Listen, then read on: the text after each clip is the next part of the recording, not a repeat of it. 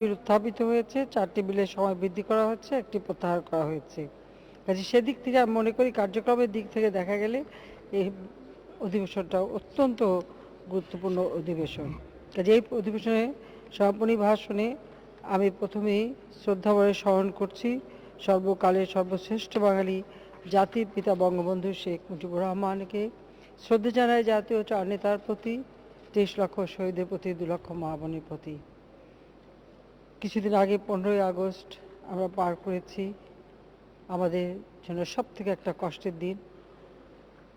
ঘাতকের নির্মম বুলেটের আঘাতে হারিয়েছি আমার মা, আমার ভাই, আমার আপনজনদেরকে। আমি তাদেরও আত্মার মাগফিরাত কামনা করি। 21শে আগস্ট গ্রেনেড হামলায় আইভি রহমান সহ আমার দলের যে 22 জন নেতাকর্মী জীবন দিয়েছে, তাদের আমি আত্মার মাগফিরাত কামনা করি। মাননীয় স্পিকার কিছুদিন আগে মসজিদে নারায়ণগঞ্জে যে ঘটনাটি ঘটেছে, একটি বিস্ফোরণ ঘটেছে, তার ফলে আমরা অনেক মুসল্লিদের হারিয়েছি। নামাজ পড়া অবস্থায় তারা মৃত্যুবরণ করছে, এটা আমাদের জন্য অত্যন্ত কষ্টকর। কাজে আমি তাদের সকলের আত্মার মাগফিরাত কামনা করি। আর এই ঘটনার অত্যন্ত দুঃখজনক এ কারণে যে মসজিদ নির্মাণ করা হয়েছে এমন একটি জায়গায় যেখানে গ্যাসের লাইন ছিল, সেই লাইনের উপর, এবং তার কোনো অনুমোদন ছিল না, কোনো নীতিমালা ছিল না, বা জায়গাটাও কোনো মসজিদ কমিটির না, এবং এইভাবে অননুমোদিত অপরিকল্পিতভাবে করার ফলে আজকে যে দুর্ঘটনাটা ঘটে গেল এবং কতগুলি জীবন ঝরে গেল। ভবিষ্যতে কেউ যদি কোনো স্থাপনা করেন, অন্তত নিয়ম নীতিমালা মেনে করবেন, যাতে এই ধরনের দুর্ঘটনা আর আমাদের করতে না হয়। সেটাই দুঃখজনক। এই সংসদে আমরা আমাদের অনেক সদস্যদের হারিয়েছি, এটা সত্যি খুব দুঃখজনক। করোনা ভাইরাস এবং বয়সের কারণে বা অসুস্থতার কারণে যারা মৃত্যুবরণ করেছে তাদেরকে আমি স্মরণ করি, শ্রদ্ধা জানাই। আর সে সাথে দেশে বিদেশে যারা করোনা ভাইরাসের কারণে মৃত্যুবরণ করেছে তাদেরকেও আমি স্মরণ করছি। করোনা এমন একটা ভাইরাস যেটা চোখে দেখা যায় না, কিন্তু সারা বিশ্বকে একেবারে স্থবির করে দিয়েছে।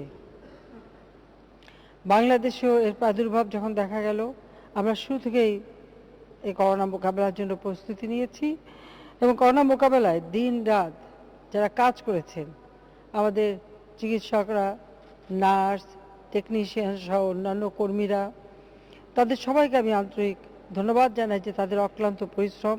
সেই সাথে সাথে আমাদের সশস্ত্র বাহিনী, পুলিশ, বিজিবি, আমাদের আনসার ভিডিপি সহ বিভিন্ন প্রতিষ্ঠানগুলি, তারা দিনরাত অক্লান্ত পরিশ্রম করেছে।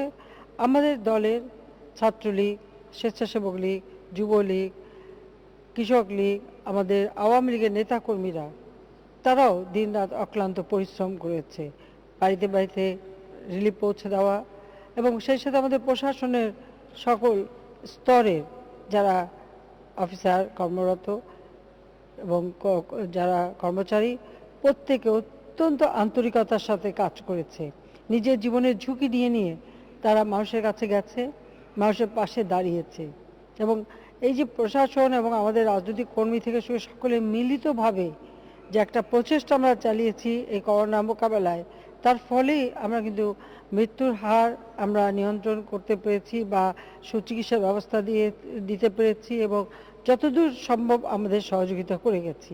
এখানে একটি বিষয়, যে কোনো আসলে সুনির্দিষ্ট চিকিৎসা ছিল না যে একটা চিকিৎসা দিয়ে আমরা ভালো করব, কিন্তু তারপরেও যেভাবে পেরেছি সেভাবে সহযোগিতা করেছি। এবং আমাদের জনসংখ্যা কত সেটা হিসেব করে রোগী যদি বাড়ে সেই অনুপাতে, তার জন্য আমরা কিন্তু টাকা পয়সা কোনো দিকে তাকাইনি, তাদের চিকিৎসা সেবা যাতে আমরা দিতে পারি সেইভাবে হাসপাতালের ব্যবস্থা, সিটের ব্যবস্থা এবং চিকিৎসার জন্য যা যা প্রয়োজন আমরা কিন্তু তা সংগ্রহ করা এবং সেই পরিমাণ দেওয়ার আমরা চেষ্টা করেছি।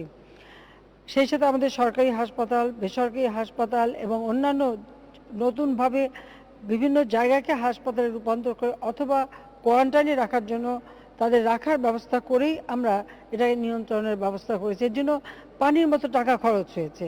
এখানে হয়তো এই ধরনের কাজ করতে গেলে এটা কেউ খুঁজে খুঁজে দুর্নীতি দেখতে পারে, কিন্তু যে মুহূর্তে এরকম একটা সামনে মহাদুর্যোগ তাকে মোকাবেলা করতে হবে, তখন ওই টাকা পয়সা কত গেল, কি হলো, বা সেখানে কতটুকু সিস্টেম লস, আমার কাছে সেটা বিবেচ্য ছিল না।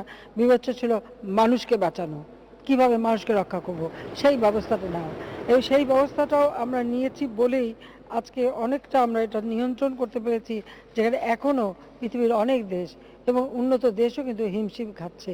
কিন্তু আমরা যদি তুলনা করি আমাদের দেশের যে ঘন বসতি, যে জনসংখ্যা, সেইখানে এই কাজগুলি করা অনেক কঠিন, যা অনেক উন্নত দেশে এই সমস্যাটা হয় না, সেটাও সকলকে মাথায় রাখতে হবে। কাজে আমরা এটুকু বলবো যে আমাদের প্রচেষ্টা এখন অব্যাহত আছে। তবে একটা ভ্যাকসিনের ব্যাপারে বিভিন্ন দেশ তারা গবেষণা করছে, অনেক দেশের কাছে আমরা শুনছি। আমরা সব দেশে আমাদের আবেদন দিয়ে রেখেছি, তার জন্য টাকাও বরাদ্দ করে রেখেছি, যে যেখান থেকে আগে পাওয়া যায় আমরা সেটা নেব এবং আমাদের দেশের মানুষকে এই করোনা মুক্ত করবার জন্য তা ব্যবহার করব, সেই ব্যবস্থা আমরা নিয়েছি। এই অবস্থার মধ্যেও যেটা সব থেকে আশঙ্কার ব্যাপার ছিল যে আমাদের অর্থনৈতিক অবস্থা কি হবে, দেশের আর্থসামাজিক অবস্থাটা কি দাঁড়াবে, মানুষের সমস্যাটা কি কি দেখা দিতে পারে, সে বিষয়ে আমরা অত্যন্ত সজাগ ছিলাম, সচেতন ছিলাম। সে কারণেই আমাদের কি করণীয় সেটা শুরু থেকে আমরা সিদ্ধান্ত নিই এবং যথাযথ ব্যবস্থা নিই। আর সেই ব্যবস্থায় আমাদের দেশের সাধারণ মানুষ যেন কষ্ট না পায় সেদিকে লক্ষ্য রেখে অনেকগুলি পদক্ষেপ আমরা নিয়েছি। কোভিড-19 ক্ষয়ক্ষতি মোকাবেলায় আমরা প্রণোদনা প্যাকেজ ঘোষণা করি, সেটা আমরা এখানে আগেও বলছি, আবার আমি স্মরণ করিয়ে দিতে চাই মানুষকে। সেখানে আমরা যেমন আমাদের রপ্তানিমুখী শিল্প প্রতিষ্ঠান, তার জন্য বিশেষ তহবিল যেটা বরাদ্দ ছিল মোট 5,000 কোটি টাকা, সেখানে আমরা দিয়েছি 10,500 কোটি টাকা শুধু গার্মেন্টসকে। তাছাড়া অন্য অন্য ক্ষেত্রে তো আমরা দিয়েছি প্রণোদনা, বিশেষ প্রণোদনা। ক্ষতিগ্রস্ত শিল্প সার্ভিস সেক্টরের প্রতিষ্ঠানসমূহের জন্য ওয়ার্কিং ক্যাপিটাল সুবিধা প্রদান বরাদ্দ মোট 33,000 কোটি টাকা প্রণোদনা প্যাকেজ। আমাদের ক্ষুদ্র কুটির শিল্প সহ মাঝারি শিল্প প্রতিষ্ঠানসমূহের ওয়ার্কিং ক্যাপিটাল সুবিধা প্রদানের জন্য মোট বরাদ্দ 20,000 কোটি টাকা প্রণোদনা প্যাকেজ। বাংলাদেশ ব্যাংক প্রবর্তিত ইডিএফ এর সুবিধা বাড়ানো, মোট বরাদ্দ 12,750 কোটি টাকা। Pre shipment credit refinance scheme, মোট বরাদ্দ 5,000 কোটি টাকা। চিকিৎসক, নার্স এবং স্বাস্থ্যকর্মীদের বিশেষ সম্মানী 100 কোটি টাকা। করোনা ভাইরাস আক্রান্ত অথবা মৃত্যুর ক্ষেত্রে ক্ষতিপূরণ 750 কোটি টাকা। বিনামূল্যে খাদ্য সামগ্রী বিতরণ, মোট বরাদ্দ 2,503 কোটি টাকা। 10 টাকা কেজি দরে চাউল বিক্রয়, মোট বরাদ্দ 251 কোটি টাকা। লক্ষ্যভিত্তিক জনগোষ্ঠীর মাঝে নগদ অর্থ বিতরণ, মোট বরাদ্দ 12,058 কোটি টাকা। ভাতা কর্মসূচির আওতা বৃদ্ধি, আমরা বয়স্ক ভাতা, বিধবা ভাতা, বিভিন্ন ভাতা যেটা দিই সেটা আমরা বৃদ্ধি করে মোট বরাদ্দ এখানে 815 কোটি টাকা। গৃহহীন মানুষের জন্য গৃহ নির্মাণ, আমরা মুজিব বর্ষ উদযাপন করছিলাম, সে করে যাচ্ছি, কিন্তু আমরা যে সব কর্মসূচি নিয়েছিলাম সেটা আমরা বাস্তবায়ন সেভাবে করতে পারিনি। আমরা ভার্চুয়াল কিছু অনুষ্ঠান করেছি, উদ্বোধন করেছি, কিন্তু বাকি আমাদের সিদ্ধান্ত যে বাংলাদেশে কোনো মানুষ ভূমিহীন থাকবে না, গৃহহীন থাকবে না, তাদের আমরা ঘর বাড়ি করে দেব। সেদিকে লক্ষ্য রেখে গৃহহীন মানুষের গৃহ নির্মাণের জন্য 2,130 কোটি টাকা প্রণোদনা প্যাকেজ রাখা হয়েছে। বোরো ধান চাল ক্রয় কার্যক্রম, মোট বরাদ্দ 860 কোটি টাকা। চাল সংগ্রহ এটা নির্ভর করে কতটুকু চাল কৃষকের হাতে আছে, বাজারে আছে, বা কতটুকু আমাদের প্রয়োজন হবে সেটাই আমরা নেব।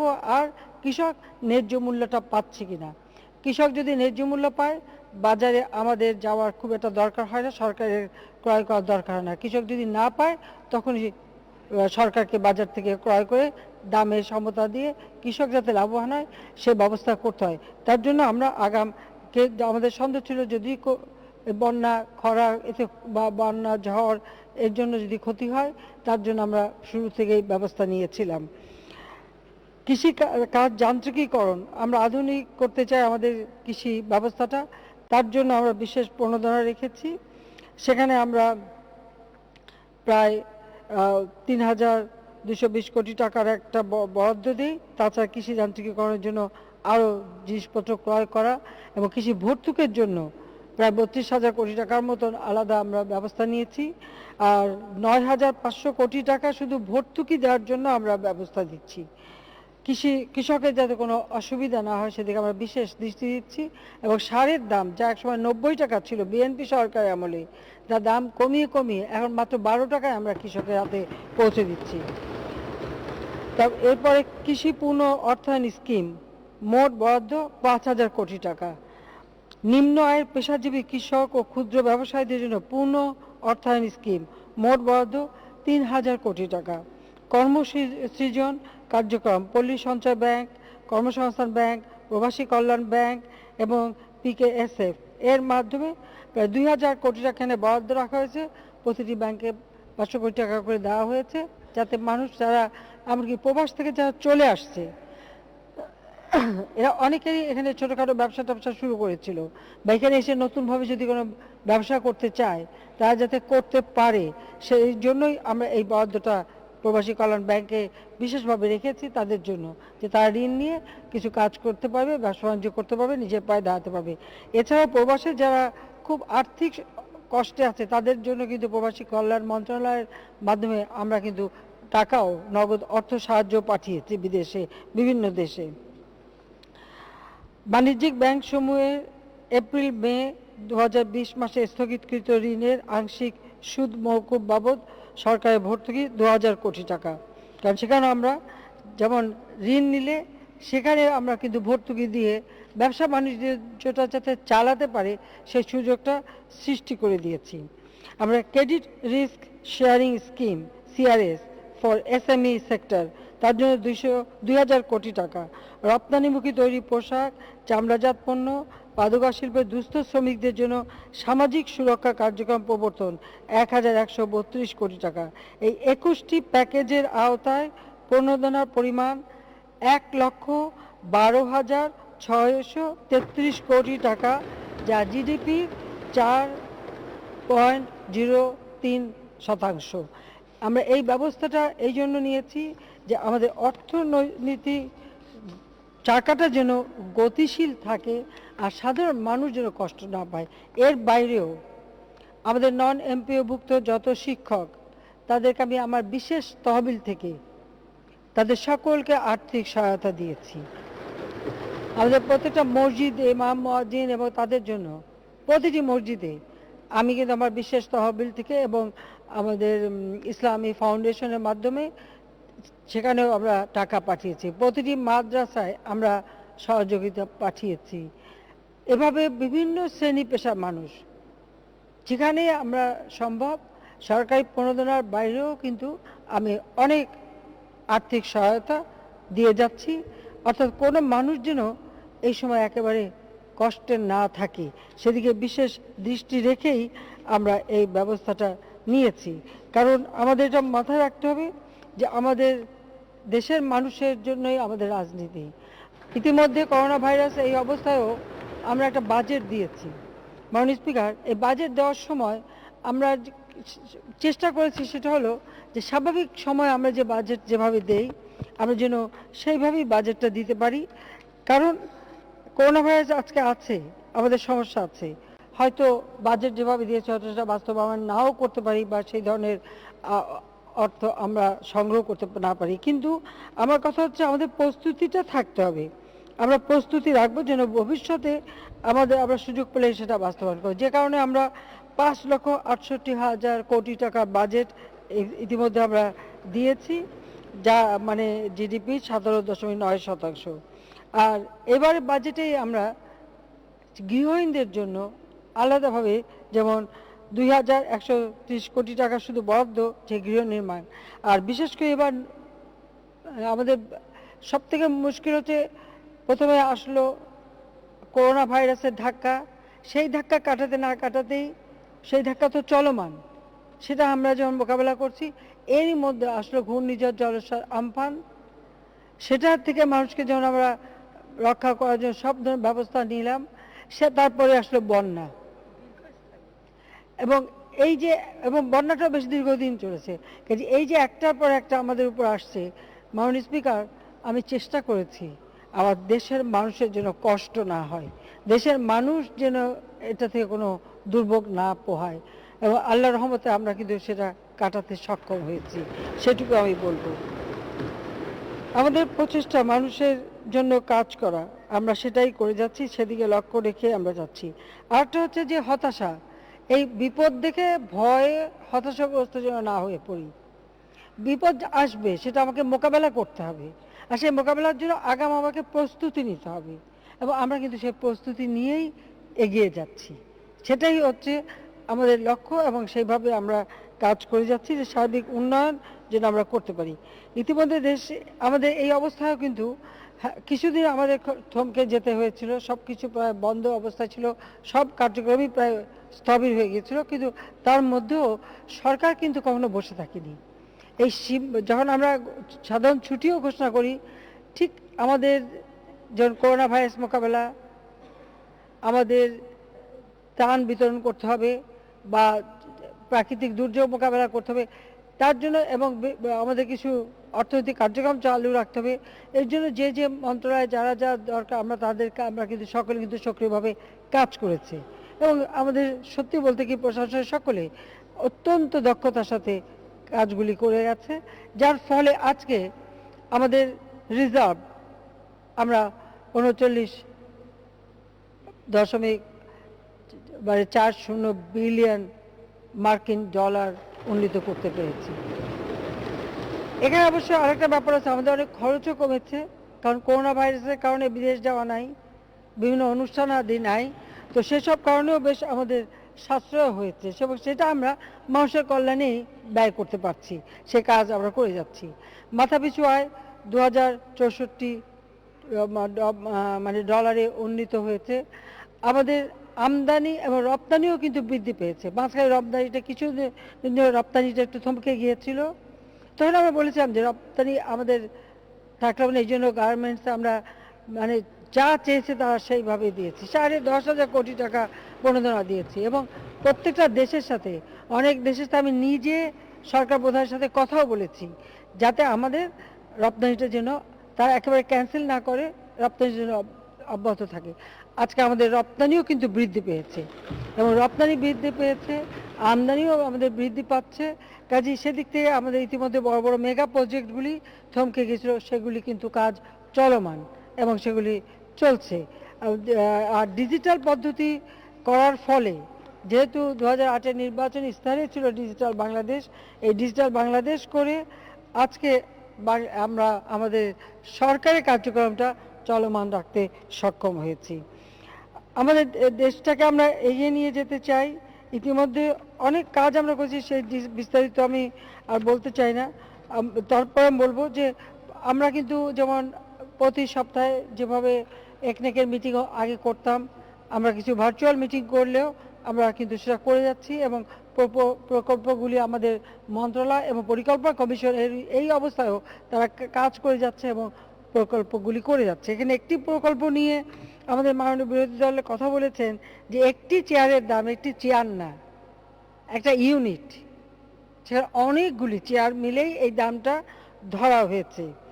আর দুধে পানি মাপার ওটা ঠিক থার্মোমিটার নয়, ওটা একটা ল্যাবরেটরি তৈরি করা হচ্ছে, দুধের কোয়ালিটি কীরকম থাকবে তার ল্যাবরেটরি, এটা ল্যাবরেটরি খরচ, আপনার একটা থার্মোমিটারের দাম এখানে বললে হবে না, আমরা একটা ল্যাবরেটরি করতে চাচ্ছি, এটা ল্যাবরেটরির দাম ধরা হচ্ছে।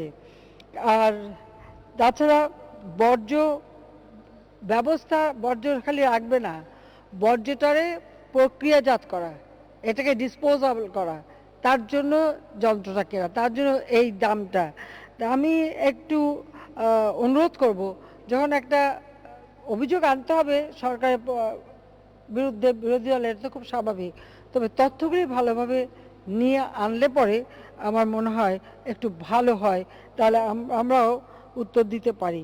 যাক, আরেকটি সুখবর হলো যে বিদ্যুতের ক্ষেত্রে ইতিমধ্যে 97% মানুষ বিদ্যুৎ পাচ্ছে, ইনশাল্লাহ আমরা এই মুজিব বর্ষেই 100% বিদ্যুৎ দিতে পারবো, এবং সেই সাথে সাথে একই সাথে সঞ্চালন লাইন বা আমরা বিদ্যুৎ সরবরাহের ব্যবস্থা নিচ্ছি, সেই কাজগুলো আমরা করে যাচ্ছি। এবং ইতিমধ্যে রাস্তাঘাটের কাজগুলিও চলমান আছে। বিভিন্ন উন্নয়নমূলক কাজ আমরা করে যাচ্ছি। এই করোনা ভাইরাসের মধ্যেও আমাদের শিক্ষার্থীরা, যেমন আমাদের প্রায় 1,30,00,000 প্রাথমিক শিক্ষার্থী তারা উপবৃত্তি পায়। আমরা কিন্তু উপবৃত্তির টাকা বন্ধ রাখি নাই। উপবৃত্তির টাকা তাদের মায়ের নামে চলে যায়, সেটা আমরা কিন্তু দিয়েছি। তাছাড়া আমরা প্রায় 2,03,00,000 শিক্ষার্থীকে বৃত্তি এবং উপবৃত্তি দিয়ে থাকি সর্বমোট। সেটাও আমরা কিন্তু চলমান রেখেছি। এবং করোনা ভাইরাসের কারণে অনেকেই জীবন জীবিকা একটু যেহেতু বাধা পড়ে গেছে, সেজন্য আমরা সিদ্ধান্ত নিয়েছি যে আমাদের যারা শিক্ষার্থী তাদের প্রত্যেকে 1,000 করে টাকা দেব, যাতে তারা কাপড় চোপড় বা টিফিন বক্স বা তাদের প্রয়োজনীয় জিনিস কিনতে পারে, সেই ব্যবস্থাটাও আমরা করব। সেদিকেও আমাদের একটা সিদ্ধান্ত রয়েছে।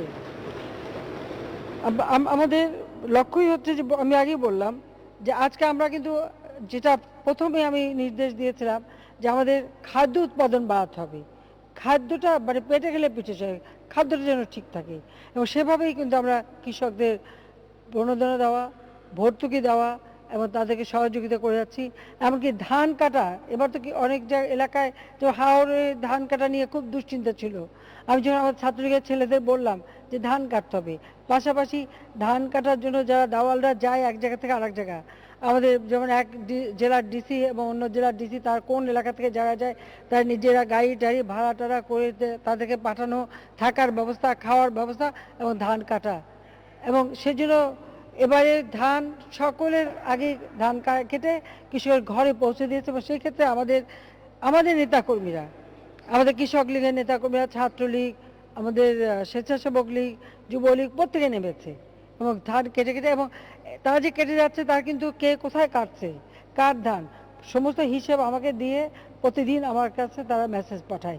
কাজে এভাবে আমরা কিন্তু পাশে দাঁড়িয়েছি, যার ফলে এখন আল্লাহর রহমতে এবারও আমাদের বাম্পার ফলন।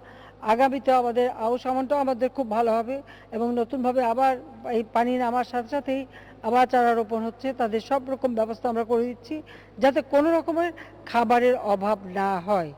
এবং আজকে মাছ উৎপাদনে, মিষ্টি পানির মাছ উৎপাদনে বিশ্বে বাংলাদেশ দ্বিতীয় স্থান অধিকার করে আছে। ধান উৎপাদনে তৃতীয় স্থান অধিকার করেছে। তরি তরকারি ফলমূলে চতুর্থ স্থান অধিকার করে আছে। পাশাপাশি আমরা আরও চেষ্টা করছি, আমাদের গবেষণা চলছে।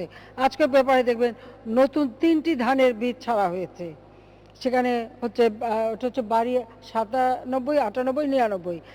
এটা হচ্ছে লবণাক্ত সহিষ্ণু যে ধানের এই রিসার্চ শুরু করেছিলাম আমি যখন প্রথম সরকার আছি, তখন থেকে এই লবণাক্ত সহিষ্ণু ধান উৎপাদনের এই রিসার্চ চলছিল এবং এটা চলছে। আজকে এটা যথেষ্ট আমরা সুফল পেয়েছি। দক্ষিণ অঞ্চলে যেখানে লবণ পানি, সেখানে আমরা এই ধানটা করতে পারবো। আবার খরা সহিষ্ণু ধান এবং জলমগ্ন, অর্থাৎ বন্যা হলে কতদিন পর্যন্ত পানির ভিতরে থাকলেও ধানের এটা নষ্ট হবে না, পরে আবার গাছ হবে, ধান হবে, সেটার উপরে কিন্তু রিসার্চ চলছে এবং অনেকাংশে আমরা সাফল্য অর্জন করেছি। কাজে রিসার্চের উপরে কিন্তু আমরা গুরুত্ব দিই। এবং এবারে একটা বিল পাস করেছি আমরা ইঞ্জিনিয়ারিংয়ের রিসার্চের জন্য, এবং মেডিকেল রিসার্চটার উপরে আমি গুরুত্ব দিচ্ছি। আমাদের এখানে মেডিকেল রিসার্চটা খুব কম, খুবই সীমিত। কাজে সেটাও আমাদের করতে হবে।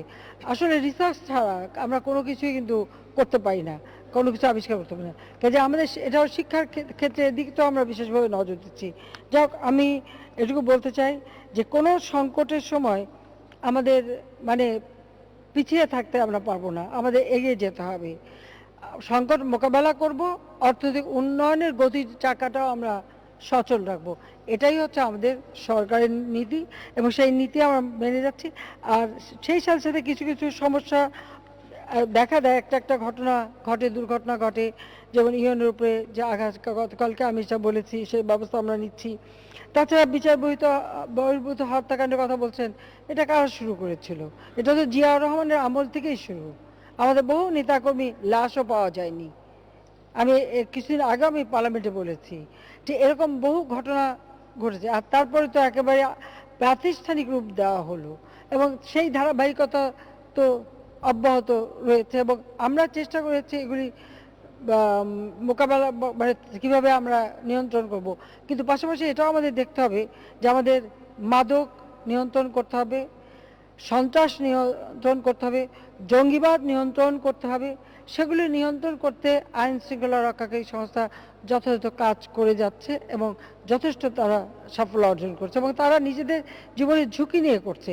কিন্তু সেইগুলি করতে যেয়ে যদি কিছু দুর্ঘটনা ঘটে, এটা ঘটাটা খুব অস্বাভাবিক না ঘটে, আমরা কিন্তু কাউকে ছেড়ে দিচ্ছি না, তাদের বিরুদ্ধে যথাযথ ব্যবস্থা নিচ্ছি। এটা বলতে পারবে না কেউ যে অন্যায় করলে কাউকে আমরা ছেড়ে দিচ্ছি, সেটা কিন্তু দেওয়া হচ্ছে না। কিন্তু তারপরেও আবার যারা কাজ করবে আমাদের এটাও দেখতে হবে, সমালোচনা করব, কিন্তু যাদের দ্বারা নিরাপত্তা নিশ্চিত করতে হবে, যাদের দ্বারা মানুষ বিপদে পড়ে যাদের ডাকে, পুলিশকেই আগে ডাকে, তো এমন কিছু না করা যাতে তারা যেন আবার ভয়ভীত হয়ে তাদের কাজের যে উৎসাহটা সেটা যেন নষ্ট না হয়, সেদিকেও দৃষ্টি দিতে হবে। সমালোচনা ভালো, কিন্তু এটাও মাথায় রাখতে হবে। দ্বিতীয় আরেকটি কথা বিরোধী দলের নেতা বলেছে পানির বিষয়, যশোল দিয়ে নিয়ে অঙ্কের হিসাবটা করলেন আর পানির দাম বাড়লো, এটা হিসাব করলেন। পানির দাম যদি বেড়ে থাকে, পানি আপনি কম ব্যবহার করেন, আপনি সীমিত আকারে ব্যবহার করেন, অপচয় করেন, আপনার বিল কম আসবে, এটা কোনো কষ্টের কথা না। কিন্তু পানি যদি আমি মানে সাপ্লাই দেওয়ার জন্য, বা ঢাকা শহরে কি অবস্থা ছিল পানির, আর আজকে অফুরন্ত পানি সবাই পাচ্ছে। এখনো এমনকি পাইপলাইনগুলিও আমরা পরিবর্তন করছি, কিন্তু কোনো কোনো জায়গায় পানির যে সমস্যা সেটা হচ্ছে তাদের নিজেদের পানির ট্যাঙ্কি অন্তত 6 মাস পর পর পানির ট্যাঙ্কি তাদের পরিষ্কার করা উচিত। পানির লাইনগুলি ঠিক আছে কিনা সেটা দেখা উচিত। তারা যদি সেভাবে পরিষ্কার পরিচ্ছন্ন রাখতে পারে তাহলে পানির কোনো খারাপ পানি না, ওয়াসার পানি অত্যন্ত চমৎকার পানি। এবং যে অবস্থা ছিল, আমরা যখন সরকারে আসি চারিদিকে হাহাকার ছিল, এই কয়েক বছরের মধ্যে আজকে তো পানির চাহিদা যা তার তুলনায় বেশি পানি আমরা সাপ্লাই দিতে পারছি। কোথায় পদ্মা নদী, সেখান থেকে পানি এনে সেই পানি পরিশুদ্ধ করে আমরা সাপ্লাই দিচ্ছি। তো এই যে বিশাল কর্মযজ্ঞ আমরা করলাম, সেটা একটু আপনারা প্রশংসা করবেন। ওই কয় টাকা খরচ হলো আর কয় টাকা বেশি দিতে হলো, ভালো জিনিস নিতে হলে তো পয়সা দিয়েই নিতে হয়। আর আগে যখন গাড়িতে করে পানি কিনতে হতো তখন কি অবস্থাটা ছিল, অথবা ওই যে জেনারেটর চালিয়ে চালিয়ে পানি তুলতে হতো, তখন কত টাকা খরচ হতো। ইন্ডাস্ট্রি থেকে শুরু করে সব জায়গায় সেটাও বিবেচনা করে থাকেন, সেই খরচগুলি তো এখন লাগছে না। গাড়িতে করে করে তো পানি আর কিনতে হচ্ছে না, এখন তো একেবারে পিওর পানি পেয়ে যাচ্ছেন ঘরে বসে। আর সেই পানি 24 ঘন্টা ইচ্ছা মতো ব্যবহার হচ্ছে। সে পানি মানে এক এক লিটার পানি পরিষ্কার করতে বা পরিশুদ্ধ করতে কত টাকা লাগে সেই হিসাবটা তো করতে হবে, কারণ সে তার জন্য ওষুধ কিনতে হয়, কেমিক্যালস কিনতে হয়, ব্যবহার করতে হয়, তারপরে এত বড় মানে শোধনাগার সেটাকে পরিচালনা করতে হয়, সেই খরচের কথাটাও তো চিন্তা করতে হবে সবাইকে। তো ব্যবহার করার সময় মিতব্যয়ী হলে আর সমস্যা হবে না দাম নিয়ে এটা। যাক, আর প্রবাসী কর্মীদের কথা আমি বললাম যে আমরা কিন্তু বসে নেই, যারা যাদের আনার কথা আমরা স্পেশাল প্লেন পাঠায়ও তাদের নিয়ে আসছি। এবং লাশ, এটা লাশ কিন্তু সবসময় আনা হয়। আর এখন তো প্লেনের যাতায়াতই বন্ধ, সব দেশেই বন্ধ, কোনো দেশে তো প্লেন ল্যান্ড করতেও দেবে না, পারমিশনও দেবে না। কাজে সেখান থেকে আমরা আনবো কীভাবে, সেটাও তো দেখতে হবে। কাজে সব বিষয়গুলির পিছনে কারণগুলি আপনাদের দেখতে হবে। তারপর আমি বলবো যে আমাদের সাধ্যমতো আমরা মানুষের পাশে আছি, আমরা মানুষের পাশে থেকে কাজ করে যাচ্ছি। আর এই করোনা ভাইরাসের সময় আমি মনে করি যে সবাইকে এক হয়ে কাজ করতে হবে, যে এই দুঃসময়টা যেন আমরা পার করতে পারি। আর ইনশাআল্লাহ এটা আমরা পার করতে পারবো। তবে ভ্যাকসিন যেটা আবিষ্কার হলো, আমরা খুব আশাবাদী হয়েছিলাম অক্সফোর্ডেরটা নিয়ে, সেটা মানে পরীক্ষা করতে যেই যখন অসুস্থ হয়ে পড়লো আমরা আবার একটু দুশ্চিন্তাগ্রস্ত হয়ে গেছি। তারপরেও আমাদের প্রচেষ্টা আছে যে পৃথিবীর যেখানেই আবিষ্কার হোক, বাংলাদেশ আমার দেশের মানুষের জন্য আমরা সেটা সংগ্রহ করতে পারবো, সেই বিষয়টা আমরা যথেষ্ট সচেতন।